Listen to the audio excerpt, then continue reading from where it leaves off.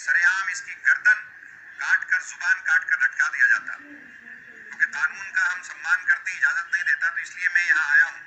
और इनसे, तमाम आला अफसरान से मेरी अपील है कि जितना जल्द हो सके, क्योंकि इस शख्स ने पूरे मुल्क के माहौल को बिगाड़ने की कोशिश की है, मुसलमानों के दिल को ठेस पहुंची है, तकलीफ हुई है, क्योंकि हम कतई तौर पे आप सल्लल्लाहु अलैहि वसल्लम की शान में गुस्ताखी बर्दाश्त नहीं कर सकते। शुक्रिया। नमस्कार, आप देख रहे हैं द रत्नेश टॉक और मैं हूं रत्नेश रंजन। मेरे सभी सामाजिक परिवार के सदस्यों का बहुत बहुत स्वागत है। अमानतुल्लाह खां जैसे लोगों को सरिया कानून चाहिए होता है, जहां हाथ पैर काट देना सामान्य सी बात है और गर्दन काटना तो गर्व का विषय है। ऐसे लोगों को न तो कानून पर विश्वास है, न संविधान पर विश्वास है और न ही चुनी हुई सरकार पर। इसे अफसोस हो रहा है कि यह हिंदुस्तान में है और उसे कानून का पालन करना पड़ रहा है, जो कि इसकी मजबूरी है और ऐसा वह कह भी रहा है। यह पैगंबर नबी के गुस्ताखी में कुछ सुनना नहीं चाहता, इससे मुसलमान आहत हो जाता है। लेकिन यही लोग के मुंह पर ताला लग जाता है, मुंह में दही जम जाता है, जब मंदिर में जबरन घुस करके अल्लाह अकबर के नारे लगाए जाते हैं। मंदिर में आए दिन पेशाब जैसे कुकृत्य करने के मामले आते हैं। अभी हाल में ही मच्छिंद्रनाथ मंदिर में अल्लाह अकबर के नारे का जो मामला है वो सबके सामने आया है। और गोरज्जा मंदिर जो कर्नाटक के मैंगलोर में है, वह भी हमने देखा है कि किस तरह से वहाँ पे मंदिर के दान पेटी में कॉन्डोम जैसे आपत्तिजनक चीज रखी गई है। लेकिन उससे हिंदुओं को आहत होने की आवश्यकता नहीं है और हिंदू को आहत होना भी नहीं चाहिए, क्योंकि सेकुलरिज्म की जो ठेकेदारी का जिम्मेवारी है वो हिंदुओं के कंधे पर है। यही आम आदमी पार्टी का विधायक अमानतुल्लाह खां डासना मंदिर के पुजारी अति नरसिम्हानंद सरस्वती को नफरती कीड़ा कहता है। नफरती कीड़ा कहते हुए गर्दन और जुबान काट देने की बात करता है। आश्चर्य तो तब होता है कि जब पुलिस एफआईआर भी दर्ज करती है। ये आज का अपडेट है कि पुलिस ने भी यति नरसिम्हानंद स्वामी के अगेंस्ट एफआईआर दर्ज कर लिया है और यह मामला दर्ज कराने वाला स्वयं अमानतुल्लाह खां, आम आदमी पार्टी का विधायक दिल्ली में, जबकि नफरती बोल और गर्दन जुबान काटने की बात स्वयं अमानतुल्लाह खां कर रहा है। तो इसे भी हमें आपको समझना पड़ेगा। दरअसल प्रेस क्लब ऑफ इंडिया में नरसिम्हानंद स्वामी जी ने पैगंबर मोहम्मद की असलियत उजागर करने के लिए हिंदुओं से संगठित होने का आग्रह किया। आइए उस पूरे प्रेस वार्ता का एक छोटा सा क्लिप दिखाऊं ताकि आपको और ज़्यादा क्लियरिटी हो, फिर मैं इसका विश्लेषण आपके सामने रखूंगा। आइए मैं आपको वो वीडियो दिखाता हूं।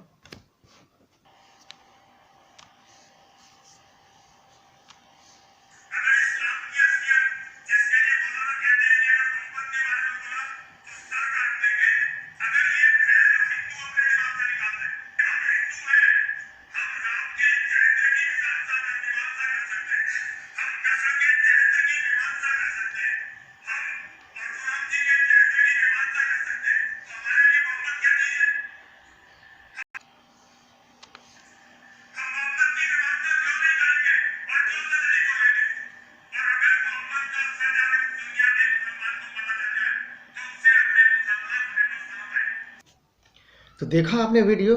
इस वीडियो में नरसिम्हानंद स्वामी जी कह रहे हैं कि जिस तरह से राम कृष्ण परशुराम के संबंध में चर्चा विमर्श सवाल किए जाते हैं, उसी तरह से नबी पैगंबर मोहम्मद पर सवाल क्यों नहीं किए जा सकते हैं, चर्चा क्यों नहीं की जा सकती है। लेकिन दिक्कत यह है कि पढ़े लिखे हिंदू जो अपने आप को सेकुलर कहते हैं, राम को काल्पनिक बताते हैं, कृष्ण का मजाक उड़ाते हैं, शिवलिंग की पूजा का उपहास करते हैं, जबकि शिवलिंग की पूजा का जो सच्चाई है, शिवलिंग के आराधना करने का, उसका भी एक अलग विज्ञान है। देवी देवताओं के ऊपर स्टैंड अप कॉमेडी देखकर तालियां बजाने वाले या खुद ही पढ़े लिखे तथाकथित बुद्धिजीवी कहलाने वाले हिंदू ही हैं।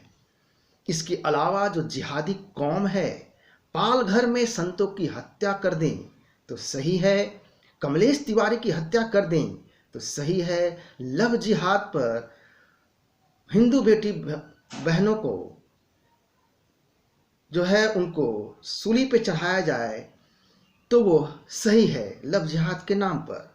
दिल्ली व बेंगलोर में जिहादी दंगे हों तो वो सही है। सराय काले खां में आधी रात को 12 बजे विशेष शांति प्रिय कौम के भीड़ आती है हिंदू बस्ती में, तोड़ फोड़ उपद्रव करती है, हिंदू बहन बेटियों के साथ छेड़छाड़ करते हैं ये भीड़, तो यह सही है। बंगाल में मदीनपुर में हिंदू बस्ती में आगजनी तोड़फोड़ की जाती है तो सही है। महाराष्ट्र के मलंगगढ़ किले के ऊपर बने मछिंद्रनाथ मंदिर में घुसकर जबरदस्ती अल्लाह के नारे लगाए तो वो सही है। इसके अलावा अभी हाल में ही गोरज्जा मंदिर कर्नाटक के मंगलुरु में जिस तरह से दान पेटी में कॉन्डोम रखने का जो मामला आया तो वह भी सही है। इन सेकुलर के चादर के जो चाशनी में जो लपेटी हुई गंगा यमुना तहजीब का जो वातावरण है, यह सब प्रकरण सही है। गलत तब हो जाता है जब मोहम्मद पैगंबर पर सवाल उठाए जाते हैं। ये जिहादी कौम रामकृष्ण शिव का उपहास करें तो सेकुलरिज्म मजबूत होती है, भाईचारा को बढ़ावा मिलता है। लेकिन भाईचारा की चाशनी में डूबा हुआ गंगा यमुना तहजीब का जो आईना है जिसे हम सेकुलरिज्म कहते हैं, वो टूट जाता है जब पैगंबर और नबी पर सवाल किए जाते हैं और मुस्लिम जगत जो है आहत हो जाते हैं। सवाल और चर्चा यदि रामकृष्ण शिव पर किया जा सकता है तो सवाल मोहम्मद पैगंबर और नबी पर भी क्यों नहीं किया जा सकता। वो कौन सी सच्चाई है, वो कौन सा कटु सत्य है, वो कौन सा कड़वा सच है जिसे ये शांति प्रिय समुदाय बचना चाहता है, जिसकी वजह से यह सवाल उठाना नहीं देना चाहता, नहीं चर्चा करने देना चाहता, यह अपने पैगंबर अपने नबी पर, जिसे वो कौम छिपाना चाहता है। यह भी विचारणीय है। यदि सवाल और चर्चा मोहम्मद पैगंबर पर स्वीकार्य नहीं है, मैं फिर से कह रहा हूँ, यदि सवाल और चर्चा पैगंबर पर स्वीकार नहीं है तो रामकृष्ण शिव पर सवाल क्यों। वो जो Islam is the religion of peace कहने वालों के अंदर गंगा यमुना तहजीब का राग अलापने वालों के अंदर कट्टरता इतनी कूट कूट कर भरी है रगों में कि अपनी मजहब की असली सच्चाई सुनकर बौखला जाते हैं। यह यहाँ तक कि कोई उनके मजहब पर टिप्पणी कर दे तो ये लोग टिप्पणी करने वालों की जान के दुश्मन बन जाते हैं, फतवा जारी करते हैं और गर्दन और जबान काट देने की बातें करते हैं। आप सभी को याद होगा कि फ्रांस में पैगंबर के कार्टून दिखाए जाने के बाद किस तरह से वहाँ के एक शिक्षक सैमूल की गर्दन रेत कर हत्या कर दी जाती है, जबकि MF हुसैन द्वारा बनाए गए हिंदू देवी देवताओं के नग्न दृश्य में कलाकृति की खोज की जाती है।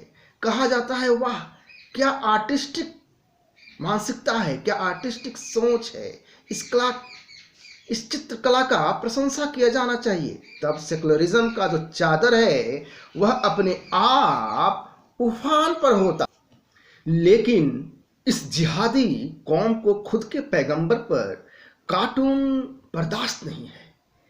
ऐसा ही कुछ हिंदुस्तान में मुसलमान का जो ठेकेदार अपने आप को मानने वाले जो लोग हैं, हंगामा करने के लिए कोशिश में लगे रहते हैं। ये वही लोग हैं जो गैर मुस्लिमों के खिलाफ तो कुछ भी बोल देते हैं, बोल सकते हैं, बोलने में गंगा यमुना तहजीब की धारा बहती है, लेकिन जब कोई इनके मजहब या नबी पर कुछ कहता है या कमेंट करता है तो तुरंत गर्दन काट देने की शरिया कानून की दुहाई देते हैं, फतवा जारी करते हैं। इन जमातियों को न तो कानून पे भरोसा है, न ही चुनी हुई सरकार पर भरोसा है। इससे पहले भी ताहिर हुसैन का बचाव करने के लिए यही अमानतुल्लाह खां आम आदमी पार्टी का मुस्लिम विक्टिम मुस्लिम कार्ड खेलने की साजिश करता हुआ भी दिखाई दिया था। सिटीजनशिप अमेंडमेंट एक्ट CAA विरोध के दौरान दिल्ली में जो दंगे भड़के 2020 में, ताहिर हुसैन के पकड़े जाने पर अमानतुल्लाह खां कहता है कि उसे सिर्फ परेशान किया जा रहा है चूंकि वह एक मुस्लिम है। मैं आपको बता दूं, मैं अपने देखने वालों को, कि अमानतुल्लाह खां पर खुद उसके ऊपर दिल्ली में दंगे भड़काने के आरोप हैं। अब आप सभी गौर करें कि इन समुदाय में इतनी कट्टरता आती कहां से है। मजहब पर टिप्पणी करने पर लोगों की गर्दन काटने की बात करते हैं, जबकि यही लोग, इन्हीं के समुदाय के लोग मंदिर में दुस्साहस को कृत्य करते हुए पकड़े जाते हैं। कैमरे में यह पेशाब करते हुए पकड़े जाते हैं मंदिर के अंदर, और तो और मलमूत्र करते हुए पकड़े जाते हैं, तो कहीं पे कॉन्डम रखते हुए पकड़े जाते हैं, तो कहीं पे धोखे से मथुरा मंदिर में नमाज पढ़ते हुए देखे जाते हैं, तो कहीं पे यह जबरदस्ती मंदिर में घुसकर अल्लाह अकबर के नारे लगाते हुए दिख जाते हैं। इतना कुछ हो जाने के बाद भी यही लोग चुप रहते हैं, इनके मुंह पे ताला लगा रहता है। लेकिन जब इनके खुद पे आन पड़ती है तो गर्दन काटने और जुबान काटने की बात करते हैं। तो विचार अवश्य करें मेरे सभी देखने वाले।